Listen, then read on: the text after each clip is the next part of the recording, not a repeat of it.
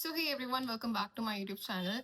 जून FMG exam का result आ चुका है और सिर्फ 12% बच्चों ने इस बार एग्जाम पास किया है। अब तक का सबसे कम ये रिजल्ट गया है। ठीक है, मोस्टली 18 to 25% जाता है। हो सकता है दिसंबर में ज़्यादा अच्छा रिजल्ट चला जाए, क्योंकि जून में रिजल्ट वैसे भी कम जाता है, क्योंकि डायरेक्टली बच्चे अब्रॉड से आते हैं और एफएमजी का एग्जाम देने चले जाते हैं। ठीक है, दिसंबर में ये होता है कि तुम लोग कोचिंग ले लेते हो और दिल्ली वगैरह में कोचिंग चलती है, तो वहाँ पे कोचिंग लेने के बाद आपका रिजल्ट थोड़ा इम्प्रूव हो जाता है।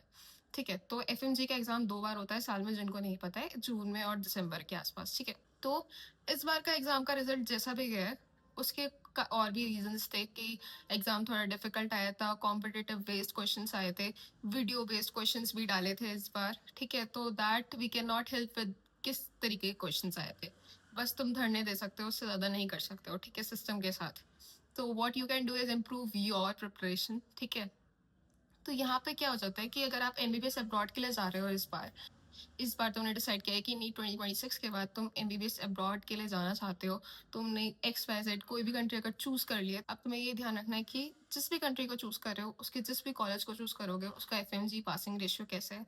अगर वहाँ पे एफएमजी की कोचिंग दी भी जा रही है, तो सिर्फ 1 साल तक दे के खत्म कर दिया, 4-5 क्लास देके फिर वो ढीले पड़ जाते हैं। I don't know what happens.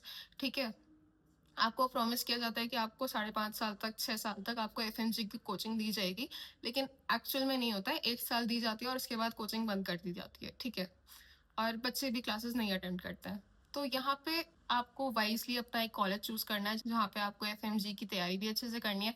And if you want my help with that, you can fill the Google form, जो मैंने ऑलरेडी डिस्क्रिप्शन में और कमेंट सेक्शन में डाल दिया है। ठीक है, तो इस बार के रिजल्ट से तुम्हें यही देखना है कि अगर तुम एमबीएस अब्रॉड के लिए जा रहे हो, तो डे 1 से अपनी तैयारी अच्छे से करके चलनी है एफएमजी की, अगर तुम्हें वापस इंडिया आना है तो। सिर्फ ये सोच के नहीं चलना है कि मैं किसी और कंट्री का एग्जाम दे दूंगा। आपको एफएमजी का एग्जाम देना भी जरूरी होता है। ठीक है, नेक्स्ट एग्जाम भी आपको क्लियर करना है। इसके लिए आप इतनी मेहनत कर रहे हो, 6 साल का अपना पूरा कोर्स करके आ रहे हो, सिर्फ इसलिए तो नहीं कि इंडिया आके सिर्फ 12th पास कहलाओगे।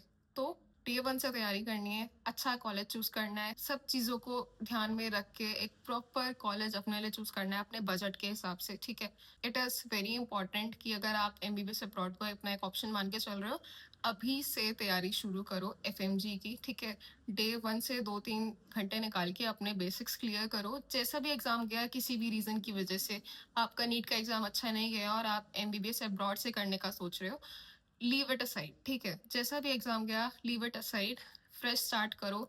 एमबीबीएस अब्रॉड की तैयारी अभी से शुरू करो। जो भी मतलब बेसिक ह्यूमन फिजियोलॉजी पढ़ के चलो अभी से। ठीक है, ताकि आपको वहां जाके दिक्कत ना आए। That is what I am trying to से।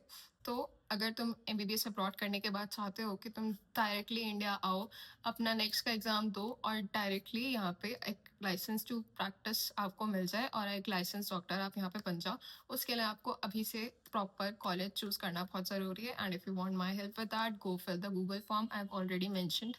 ठीक है, पैनिक नहीं होना है कि इतना कम रिजल्ट आता है, या फिर हर साल का ऐसा ही होता है। सिर्फ 25% बच्चे ही होते हैं मोस्ट टू मैक्स जो पास कर पाते हैं।